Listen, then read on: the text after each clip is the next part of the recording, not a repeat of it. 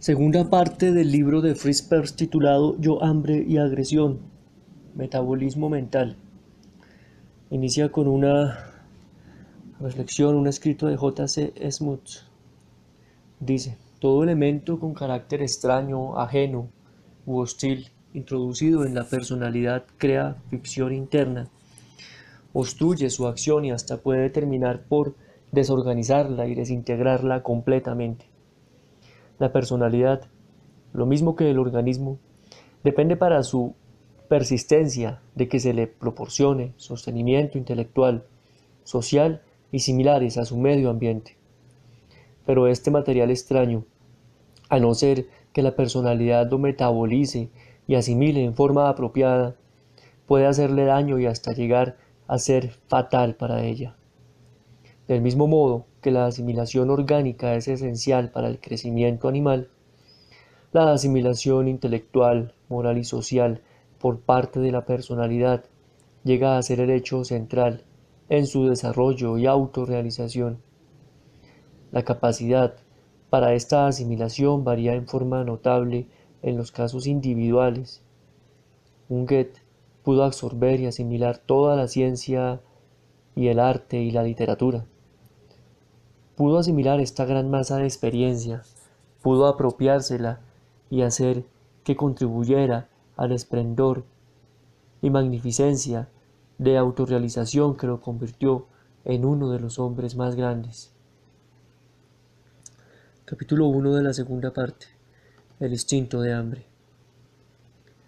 Cuando hacemos un corte a través de las tres dimensiones en un cubo de 1 pulgada, nos quedan 8 cubos en vez de 1. El volumen sigue siendo el mismo, pero se ha doblado la superficie. Una superficie de 6 pulgadas cuadradas, cada uno con 6 caras, mide media pulgada. Hemos duplicado de esta forma la superficie del cubo original y podemos proseguir la subdivisión acrecentando con ello la superficie. La ventaja de una superficie amplia es su creación rápida y completa a los influjos físicos y químicos. Una pastilla de aspirina se disuelve más rápidamente cuando está hecha a pedazos. Cuando se pone un trozo de carne en un ácido suave, se requiere largo tiempo para que se disuelva, ya que el ácido tan solo ataca la superficie sin tocar la parte interior. Pero cuando se despedaza y extiende, toda la sustancia se disolverá en el mismo tiempo que fue necesario para penetrar la superficie en el primer ejemplo. Este T representa el papel más importante en el proceso del consumo de alimento, pero no se ha de ignorar el Phi, ya que está presente en el acercamiento al alimento apetito, en el sabor y en algunas reacciones químicas sintéticas dentro de nuestro organismo. Estas funciones son relativamente insignificantes en el feto, pero en el individuo postnatal desempeñan un papel siempre creciente. En el primer estadio encontramos el embrión, que es semejante a cualquier otro tejido de madre. Obtiene todo el alimento que requiere vía la placenta y el cordón umbilical, la comida licuefacta y químicamente preparada, lo mismo que la cantidad necesaria de oxígeno. En los primeros estadios, estos alimentos son proporcionados a los tejidos sin esfuerzo alguno por parte del feto, aunque más tarde el corazón del embrión toma parte en la distribución. Con el nacimiento, el cordón umbilical deja de funcionar, se corta la línea vital entre madre e hijo, y para mantenerse vivo, el recién nacido se enfrenta a tareas que, sencillas para nosotros, pueden resultar difíciles para el pequeño organismo. Tiene que proporcionarse su propio oxígeno, es decir, comenzar a respirar, y tiene que asimilar el alimento.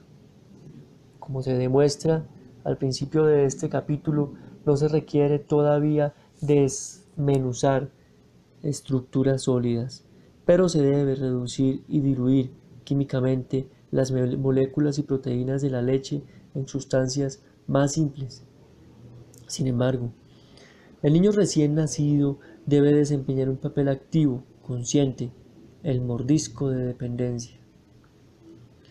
En la siguiente fase brotan los dientes anteriores del niño y con ello aparecen los primeros medios para atacar alimento sólido. Estos dientes anteriores actúan como tijeras, implicando también el uso de los músculos de la mandíbula, aunque en nuestra civilización su empleo se ve reemplazado con frecuencia por el cuchillo, con el resultado del deterioro de los dientes y su función. La tarea de los dientes es destruir la estructura brutal del alimento. Los pezones de la madre se convierten en algo que morder. Se inicia el canibalismo, como equivocadamente se llama este estadio en psicoanálisis. Morder el pezón puede resultar doloroso para la madre. Al no percibir la naturaleza biológica del impulso de morder del niño, o tal vez por tener un pezón dolorido, la madre puede llegar a alterarse y hasta golpear al niño malo. Los golpes, repetidos, condicionarán al niño a una inhibición de morder. El morder se identifica con hacer daño y recibir daño. Sin embargo, el trauma de retribución no se encuentra con tanta frecuencia como la frustración traumática debida al retiro del pecho, destete prematuro o repentino. Cuanto más se inhibe la actividad de morder, menos desarrollará el niño la capacidad para manejar un objeto en caso de que y cuando la situación lo exija. En este caso, se inicia un círculo vicioso. El niño pequeño no puede reprimir sus impulsos ni puede resistir con facilidad un impulso tan poderoso como el de morder.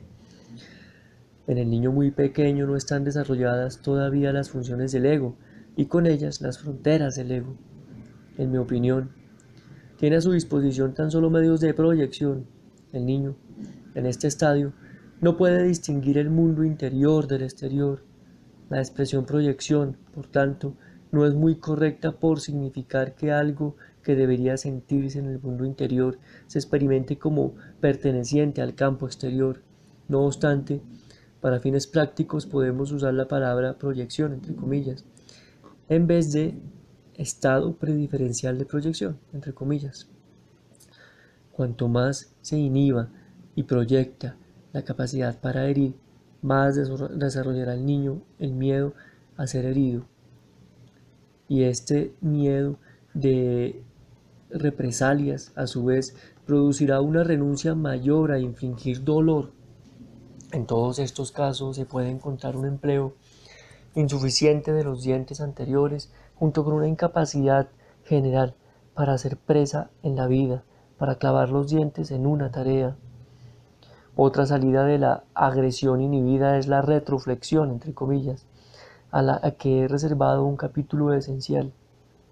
Si el desarrollo dental se detuviera después de la aparición y empleo de los dientes anteriores, seríamos capaces de morder un trozo bastante grande en pedazos pequeños, pero la digestión de esos pedazos pondría a prueba nuestro aparato químico y requeriría un tiempo considerable. Al reducirse una sustancia a partes más pequeñas, mayor es la superficie que ofrece a la acción química. La tarea de los morales es destruir los pedazos de alimento. La masticación es el último estadio de la preparación mecánica para el siguiente ataque por medio de los juegos químicos del cuerpo. La mejor preparación para una digestión conecta es reducir el alimento a una pulpa casi fluida, mezclando completamente con saliva. Pocas personas se dan cuenta de que el estómago es simplemente cierto tipo de piel incapaz de habérselas con pedazos. El organismo, a veces, para compensar la falta de masticación, produce una cantidad excesiva de ácido estomacal y pepsina. No obstante, este ajuste entraña el peligro de desarrollar una úlcera gástrica o duodenal. Los diferentes estadios del desarrollo del instinto del hambre pueden clasificarse como estadio prenatal, antes del nacimiento, predental, mamal, incisivo, que es morder, y molar, que hace referencia a morder y masticar. Antes de entrar en detalles del aspecto psicológico de estos diferentes estadios, me gustaría detenerme en un tema ya tocado antes, el tema de la impaciencia. Muchos adultos tragan el alimento sólido como si, entre comillas, fuera líquido, algo que se debe pasar a tragos. A esta gente la caracteriza siempre la impaciencia. Exigen la satisfacción inmediata de su hambre. No han desarrollado interés por destruir el alimento sólido. Su impaciencia se combina con voracidad e incapacidad para lograr satisfacción, un hecho que aclararemos más tarde. Para percibir la íntima relación entre voracidad e impaciencia, tan solo hay que observar la excitación, voracidad e impaciencia de un niño de pecho cuando bebé.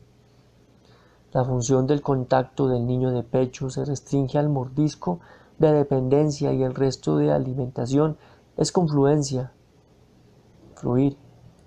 Cuando los adultos tienen mucha sed, se comportan en forma parecida, sin ver nada malo en ello.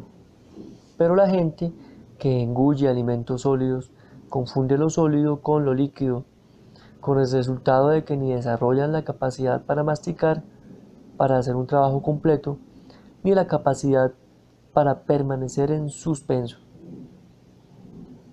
Hagan una comparación entre el que come impacientemente, que desde luego siempre encontrará una excusa para su prisa como no tener tiempo, con la persona que espera el tranvía. Para la mente del que come vorazmente, llenar la boca es en cierto sentido una figura, entre comillas, como lo es el tranvía para el que impacientemente lo espera.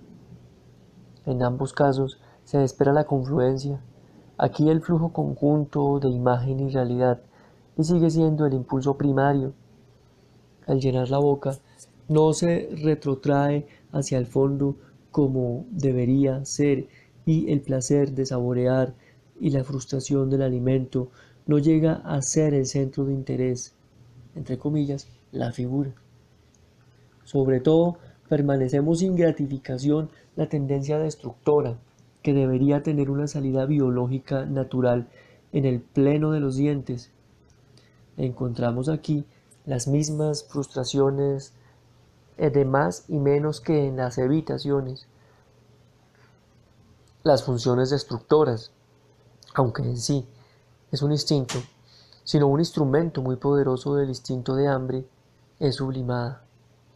Aparte del objeto alimentado, se manifiesta en forma nociva, matar, hacer guerra, crueldad, etc., o por medio de retroflexión, como autotortura y hasta autodestrucción.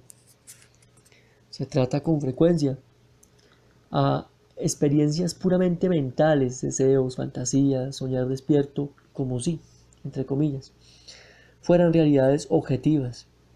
Es las neurosis obsesivas y en otras se puede, por ejemplo, advertir que un deseo de hacer algo prohibido es tratado y castigado por la conciencia de una forma similar a como las autoridades legales castigan la mala acción real.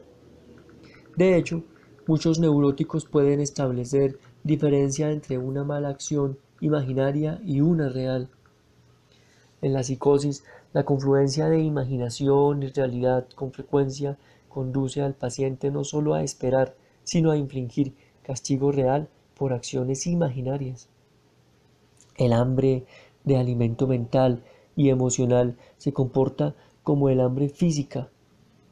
K. Horney observa atinadamente que el neurótico vive permanentemente ávido de afecto, pero que su avidez nunca se ve satisfecha. Un factor decisivo en este comportamiento del neurótico es que no asimila el afecto que se le ofrece, o se niega a aceptarlo o lo implora, de tal forma que le resulta molesto o sin valor en cuanto lo ha obtenido.